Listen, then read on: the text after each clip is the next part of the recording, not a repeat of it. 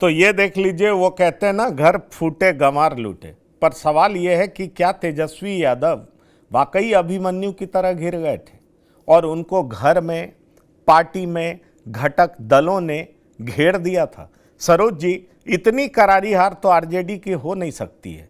इस तरह का अलायंस तो 2020 में भी नहीं था, वो मुश्किल से 12,000 से चूके थे। इस बार तो उन्होंने सबके साथ अलायंस किया, हर जगह समझौता करने का प्रयास किया और तब भी बुरी तरह मुंह की खाए। सोचिए जरा, पिछले चुनाव में अलायंस पार्टनर कम थे, 12,000 से हारे। इस चुनाव में तो उनका सुपड़ा साफ हो गया, खुद 12,000 वोट से राघोपुर में जीते हैं, अगर मेरे डेटा करेक्ट हैं तो। आपको नहीं लगता कि कुछ भयानक भीतर घात हुआ है जिसके शिकार हुए तेजस्वी यादव? देखिए, भीतरघात वाले फैक्टर पर भी पंकज जी हम लोग बात कर सकते हैं, लेकिन पहले स्टेप बाय स्टेप हम लोग को ये समझना चाहिए कि इतनी बड़ी हार केवल एक कारण से तो हुई नहीं हो, बहुत सारे कारण होंगे। उस पर डिस्कशन जरूरी है, डिस्कशन हो भी रहा है। क्या AIMIM के साथ समझौता नहीं करना ये एक बड़ा कारण है, जिसमें कम से कम हमको लगता है कि 11 सीटें तो उसके डेटा है कि 11 सीटों पर AIM के चलते हार हुई है। लेकिन अगर ये गठबंधन होता तो सीमांचल के इलाके में जो 4 जिले हैं, सीमांचल के जो 24 सीटें हैं, वहां पे नो डाउट एक अच्छा परफॉर्मेंस होता और दूसरी जगह भी मैसेज जाता। प्रशांत किशोर का कितना नुकसान हो सकता था, इसका आकलन इन लोगों ने लगता है कि बहुत ढंग से नहीं किया है। प्रशांत किशोर के कारण भी सीटें, 10-11 सीटें उनके कंधे के कारण आरजेडी हारी है। लेकिन इस सब से इतर हम बात करते हैं, जो अलायंस बना, A to Z की बात कही गई, मुकेश सहनी को लेकर अंतिम समय तक एक कंफ्यूजन बना रहा कि वो किधर है, एनडीए की तरफ है कि महागठबंधन की तरफ है। तो जनता के बीच क्या मैसेज दिया कि ये रिलेबल पार्टनर नहीं है, अगर हम वोट करेंगे भी तो दूसरे की तरफ चले जाएंगे। तो मुकेश सहनी खुद तो नहीं जीते एक भी सीट, लेकिन तेजस्वी यादव को बहुत नुकसान कर गए कि भाई ये तो पार्टनर ही हमारा ये ठीक नहीं है, तो हम कैसे इसको वोट करेंगे। दूसरी बात, आप फ्रेंडली फाइट, जब इतना क्लोज कंटेस्ट आप कर रहे हैं, इतनी आर पार की लड़ाई, मतलब डू एंड डाई वाला युद्ध लड़ रहे हैं, उसमें फ्रेंडली फाइट की कहाँ गुंजाइश थी? लेकिन 12-13 सीटों पर आपने फ्रेंडली फाइट कर लिया। तो अगला जो घेरेगा तो घेरेगा, विपक्ष है, जो दूसरी पार्टी है वो तो आपको घेरेगा ही घेरेगा। लेकिन आप अपने कारणों से ही, बहुत सारे कारणों से घिर गए। आपने प्रॉपर जो नहीं, चलिए गठबंधन बनाया सरोज, वो सरोज स्मूथ जी, रहा कहाँ जब? सरोज जी, सरोज जी। जी, आपने आपने ब्रॉडली समझाया। मेरे और भी पैनलिस्ट हमारे साथ हैं, पंकज भारतीय जी हैं। आप AIMIM की बात करते हैं, AIMIM जहां पर सबसे ज्यादा मजबूत है उसी रीजन से आते हैं। पंकज भारतीय जी हमारे साथ हैं, वरिष्ठ पत्रकार, आपका स्वागत है। राम बंधु वत्स जी हैं, राजनीतिक विश्लेषक हैं, इनका भी स्वागत है। पर मुझे जो पता है, मैं चाहूंगा कि उस बारे में आप थोड़ा प्रकाश डालिए। दरअसल देखिए, ये तेजस्वी यादव का बड़ा मैच्योर्ड मूव था, दिखा कि वो अपनी पार्टी को A to Z की पार्टी बनाना चाहते थे। एक तरफ वो A to Z की पार्टी बनाना चाहते थे, दूसरे तरफ दिल्ली में बैठे कुछ प्रवक्ता अगड़ा बनाम पिछड़ा कर रहे थे टीवी चैनल पर बैठ करके, और वो मैसेज इतना खराब जा रहा था, ऐसे लग रहा था कि ये आरजेडी 90 के दशक या 2000 वाली आरजेडी है, ये तेजस्वी यादव की आरजेडी नहीं है। तेजस्वी यादव करना कुछ और चाह रहे थे, उनके प्रवक्ता दिल्ली में बैठ करके कुछ और करना चाह रहे थे। और मेरे पास जो जानकारी, अंदरूनी खींचतान किस तरीके से चल रहा था, मनोज झा को कैसे किनारा करना है, कैसे कॉर्नर करना है, इसकी भी बड़ी जबरदस्त प्लानिंग हुई। मनोज झा के लिए लिखा जाता था राष्ट्रीय प्रवक्ता, अब जितने भी दिल्ली से प्रवक्ता बैठने लगे सबके आगे लिखा जाने लगा राष्ट्रीय प्रवक्ता। एक तरफ तेजस्वी यादव कह रहे हैं A to Z की पार्टी बनाऊंगा, यहां हर बात पे फॉरवर्ड बैकवर्ड निकाल लिया जाता था। तो अगर फॉरवर्ड बैकवर्ड की राजनीति करनी थी तो फिर तेजस्वी यादव की उन बातों पर कौन भरोसा करता जिसमें वो कह रहे थे कि A to Z की पार्टी बनाना चाह रहे हैं। सरोज जी,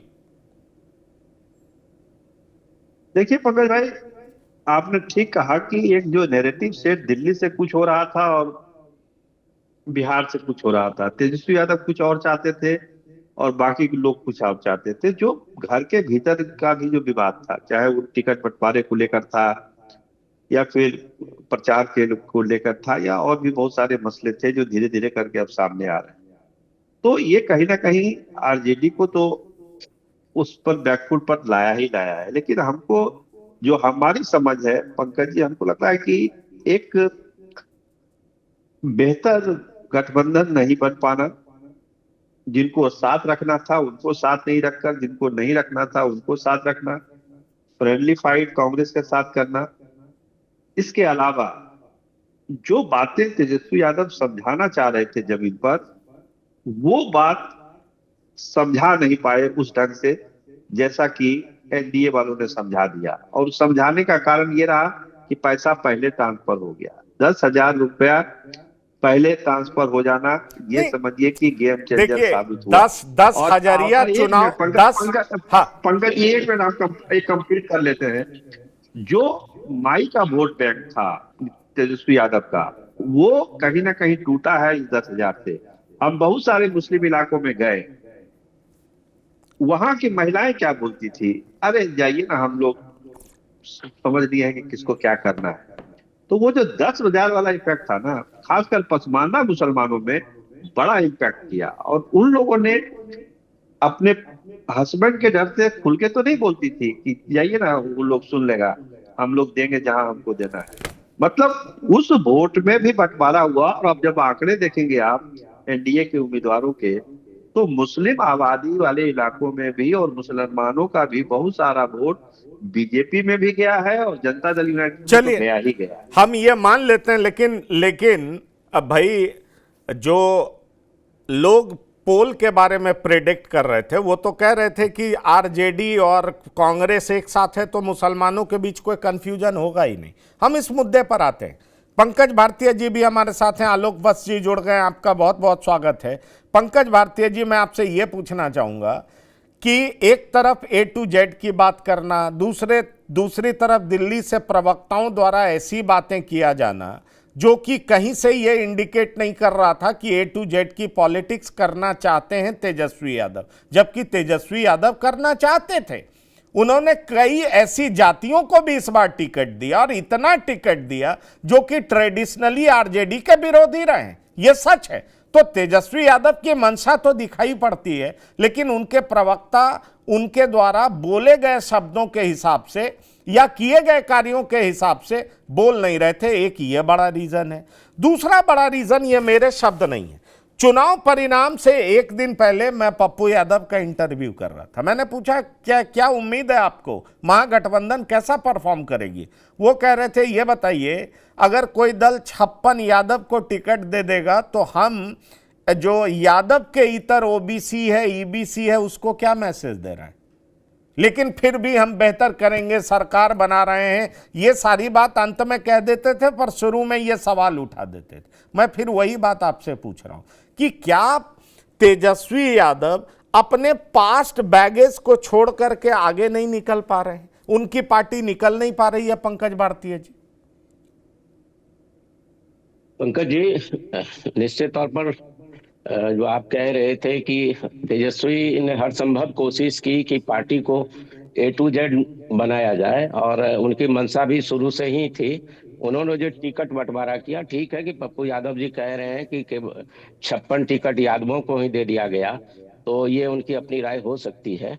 लेकिन उन्होंने हर संभव कोशिश की, और आप गौर से अगर देखेंगे कि कई नई नई जातियों को उन्होंने टिकट बंटवारे में जोड़ने का काम किया। उन्होंने नई सोशल इंजीनियरिंग की, जिसकी शुरुआत उन्होंने लोकसभा चुनाव के समय करी थी। इसमें कहीं कोई शक नहीं है।